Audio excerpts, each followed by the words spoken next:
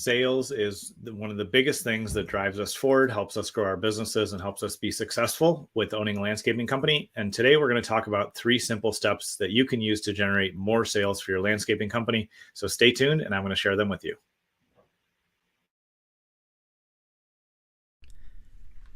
I'm Gabe Arnold, and this is the Green Mountain Podcast.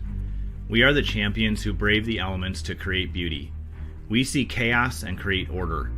We are never afraid of hard work, and we understand the power of strategic thinking and intentional actions. We come from all walks of life, and we will never allow our past to determine our future potential. We create beauty around the homes of our customers and increase the value of our community with the work that we do every day. We understand the power of consistent branding because it helps us grow and serve all those around us. We practice effective sales so our company, employees, and community can benefit from the value we add. We intentionally invest in operational habits that help us deliver excellent results to our customers on a continual basis. We understand that powerful and beautiful things take time to grow, and with consistent watering and intention, amazing results can happen. We are committed to making the world a better place by being positive examples to all those around us. We don't allow anyone to look down on us because we know the value we bring to our community as leaders. We create positive workplaces for our employees so they feel safe and supported, and at the same time, we hold ourselves to high standards. We pursue excellence on a daily basis because we know the journey is worth the sacrifice. We are the protectors of the land. We are the guardians of beauty. We are the heroes. We are landscapers.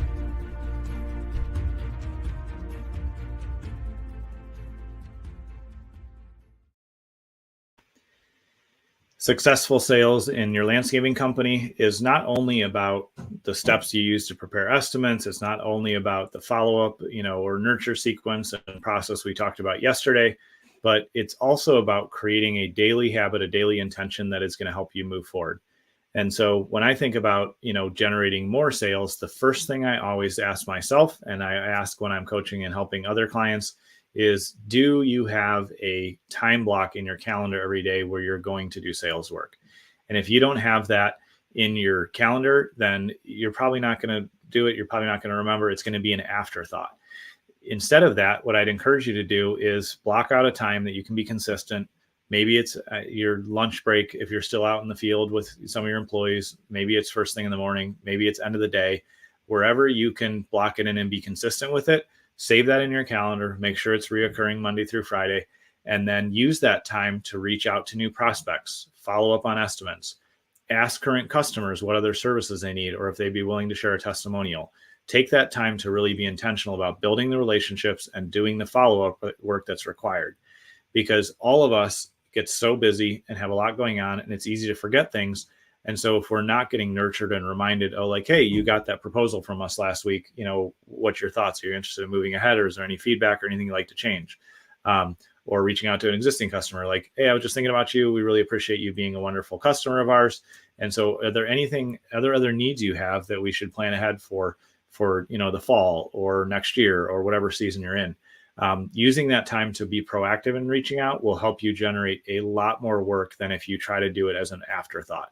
So it's definitely one of the first things to remember is block that time in your calendar and then be consistent in following up and making sure that you actually do follow through and connect with new people, prospects, existing customers, and everyone. That's definitely the first step, is time blocking it and being consistent about sales activity on a daily basis.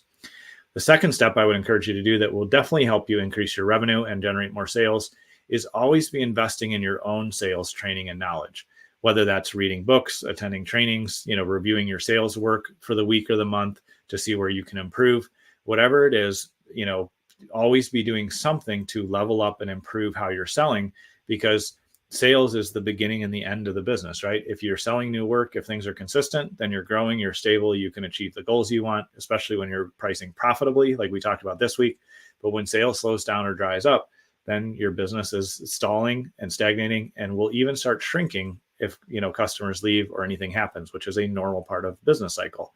So making sure you're investing consistently and leveling up your own sales skills and also those of any team members that sell with you or for you is a really important thing. And if you need suggestions for sales books, they don't just have to be in your space.